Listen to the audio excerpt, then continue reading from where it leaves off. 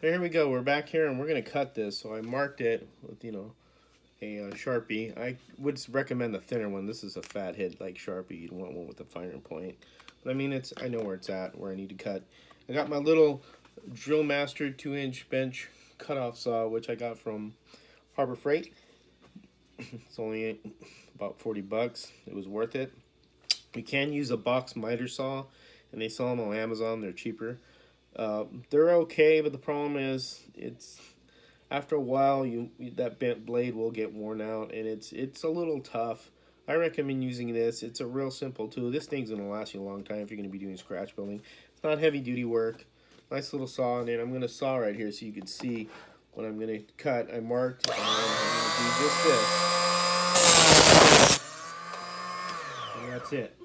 It's nice because it gives you a nice cut, you know, square cut, and sometimes when you're with that miter saw and you're moving around like this, you have to hold the box and move it around. I didn't exactly get this right on the money in half, but that's fine. It's off a little, but you know what? We're going to end up cutting some of it off. It's no big deal, so don't panic if you see that. I'm going to move the saw out of the way, and here are my two pieces. I usually will get a stone. You get these from Amazon, and just kind of clean the ends off like this, just like this four sides of it, to get all the little excess that came off from the cutting. And just go like this, and there you go. That's all done. So what I'm going to do now is get my rails that I've cut, and I'm going to pin them. So I'll pin it right about here, and on the inside right here of it, right about, oh, excuse me, that moved like a dope. And put one back here. So that's basically what I'm doing. I'm pinning it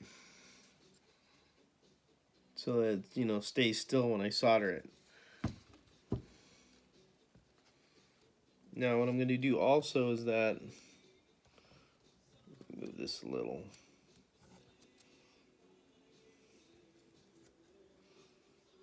I'll actually do this right here.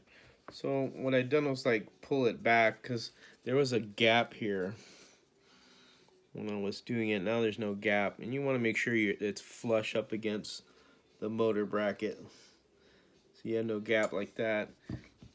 And what we're going to do is we're going to solder that part and onto the motor bracket. As you can see, this one I cut a little bit too short, but that's no big deal because it's it's sticking out way over here, so it'll be fine. You're going to get your other one and put it here and place it in that spot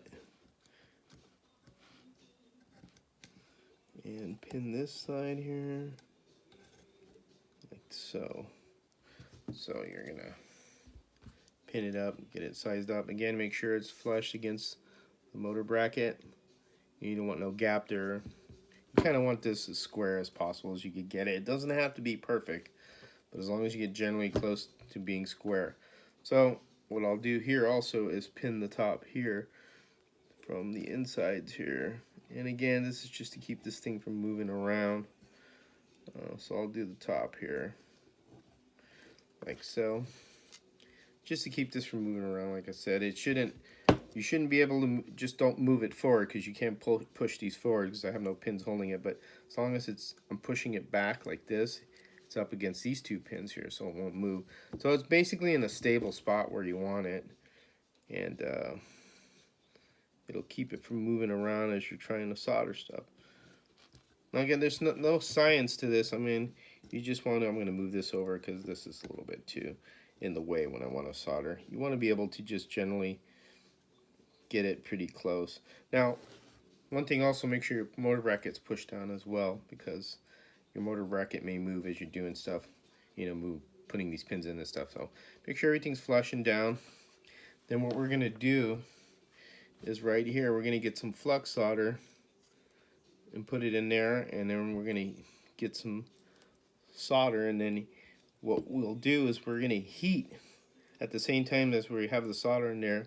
We're going to leave the iron on there, and you're going to see the flux flow, and it'll flow all the way to the back because you basically put flux, and it's a liquid. So whatever it heats up, the solder is going to fall and make these sealed areas like I did with these motor bracket here.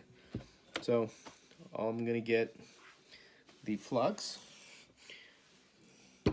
which I have in the bottle. It's not vanilla scent, trust me. It just makes it easier to apply it with me because it's got a little, little droplet thing, and I kind of like that. This is little things that you all find yourself around the house, or you see something, that your wife has, she's going to throw out. You go, hey, let me have that. It's just small little things to keep you, keep you from making a mess. If you say with flux, if you, it comes in a bottle, so it's nice to have something to add it to. So here's our solder, and we're getting our iron ready here. And I am going to wet this sponge. This is for my iron. I also have this spray bottle here. I know, see, this is the kind of stuff I'm talking about. This is my old cologne bottle. Washed it out and everything. So I use this to spray the brass down because brass gets very hot when you are soldering. So please keep in mind, brass gets very hot. It generates a lot of heat, and you don't want to burn your digits because trust me, you sure will do that if you are soldering. I'm doing is cleaning my iron here, get all stuff off with the sponge. And you could use a house sponge and just wet it. No super secret to that. And you want your iron to be clean. See, like that. You want it to be clean. And what you'll do is you're going to get, and I hope you could see this. I'm going to try and move the camera close so you can kind of get an idea of what I'm doing here. I'm going to try and position this so you can see what I'm doing. So bear with me as I'm trying to orchestrate this. And here we go. So now I'm going to do this kind of toward the camera. So I'm going to get my little eyedropper here, see? And I'm going to put flux right here, like that. All right. I got my iron. It's ready to go. It's heated up. I'm going to get a little bit of solder and put it like on the top here, like so. And then I'm going to, hope you can see this, do this and just let it sit there, and it's going to start flowing. You'll see, I don't know if you can see it. I'm just going to move it back and forth a little. And that's it. And that's that for that one. We're going to take a look at that. I'm going to shut my iron off because I don't need it on. And you can see in the camera, you see how that flowed all the way back there? And that's the effect you're going to get. That's what this flux does. It helps the solder flow. I may have used a little bit too much because I have a little bit on there. But, I mean, that's basically what you're looking for. And that's a nice, soldered joint. You don't have to worry about it coming loose or ever breaking off. But so that's how you do the rails. And then you'll do it the same thing on the opposite side. Also make sure that these are flush down when you look at it, that they're not crooked, that they're pretty flush. If you need to unsolder it, it's no big deal. Put more flux, add more heat, and then push down on this, and this thing will be hot. That's why I use this to cool it off. So now I can kind of touch it. You want to make sure, like I said, they're down and flush. You don't want them crooked, and you'll tell if they are. Just take your time. That's basically how you do the rails on this, and you're going to do the opposite side. So this is this step right here. I hope this helps you. If you have any questions, let me know. I'll do the guide next because I got to position my car. And again, this is where you position your car, and you can see where your guide plate is going to be. You can kind of see it from there. And you kind of get an accurate idea once you put your guide plate. And again, if you have a little excess sticking out, don't worry. Wherever you put your guide plate or guide adapter, whatever they want to call it, once you get it set and soldered, you can chop these off and file them down, and you're good. it's nice. So like I said, it's good to have excess, because if you need to move it up, or when you're positioning the wheel, the front tire or the front axle, which I'll show you that later on a video later on, you kind of know where it'll be, so it looks, you know, perfectly good with the front and the rear of the car when you're lining everything up. So, but that's it for doing the rails there. I hope this helps. Again, like I said, if you have any questions, let me know, and thank you, and have fun racing.